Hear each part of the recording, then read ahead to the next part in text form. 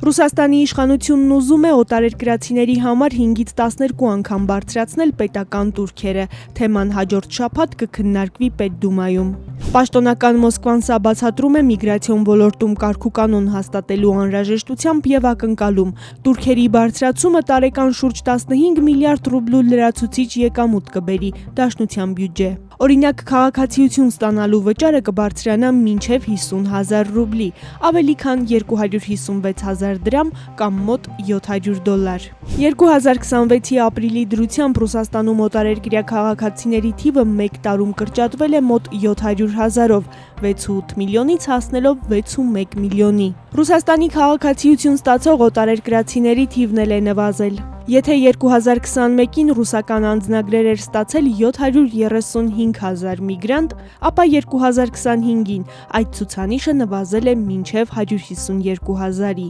Ռուսաստանի քաղաքացիության նկատմամբ հետաքրքրությունը կտրուկ անկում է ապրել 2022-ի փետրվարին Ուկրաինա լայնածավալ ներխուժումից հետո։ Պատերազմից հետո շարունակաբար ավելանում է նաև երկիրը լքող ռուսների թիվը։ Պաշտոնական Մոսկվայի տվյալով Ռուսաստանի ընդհանուր բնակչությունը մեկ տարում նվազել է ավելի քան 175,000-ով եւ 2025-ի հունվարի 1-ի դրությամբ կազմել է մի փոքր ավելի քան 146 միլիոն մարդ։